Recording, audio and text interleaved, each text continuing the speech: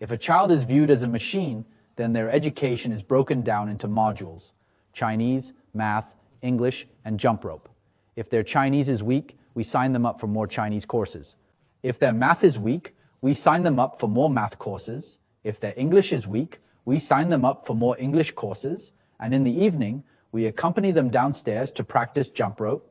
In the end, you might find that the child is proficient in Chinese, math, English, and even jump rope. However, this child doesn't enjoy learning at all. They feel miserable, forcefully squeezed into a box and pushed into university. After graduating from university, they may feel aimless and disillusioned, finding no enthusiasm in anything they do. Why? Because we insist on turning such a lively person into an exam-savvy machine. That's us using the wrong means, using a simple system approach on a living child. Looking at it the other way around, fostering the development of a garden doesn't require you to exert yourself like an automotive engineer. You just need sunlight, rain, water, sit there, have a cup of coffee, and appreciate it. It has its own vitality, it will grow. It might eventually grow into a forest, maybe different from what you imagined, but it will have its own destiny, its own vitality. That's the characteristic of a constantly evolving complex system. All complex systems are driven by simple rules.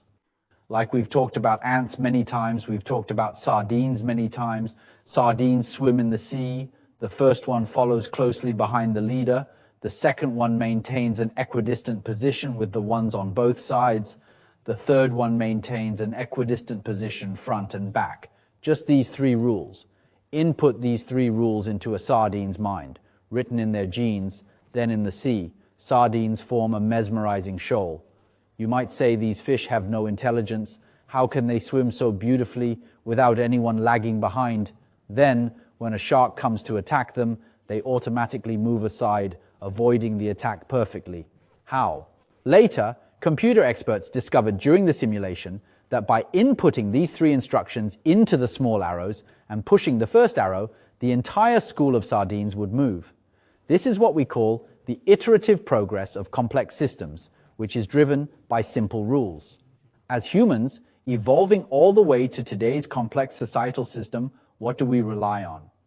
Three simple rules. The first rule is called inheritance, where the father provides half of the genes, the mother provides the other half. The second rule is called variation, where a few points mutate, becoming slightly different from the parents.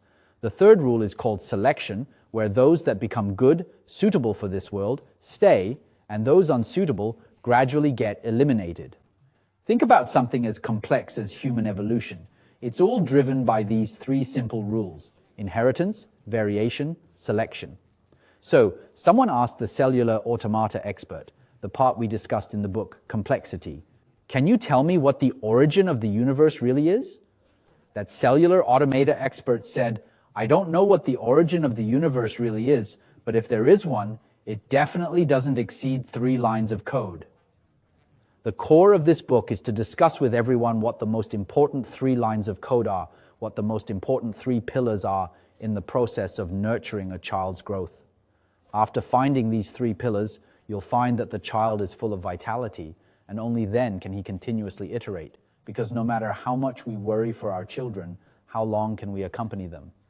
If they don't have the ability to solve problems, if they can't protect themselves, all the efforts from parents are in vain.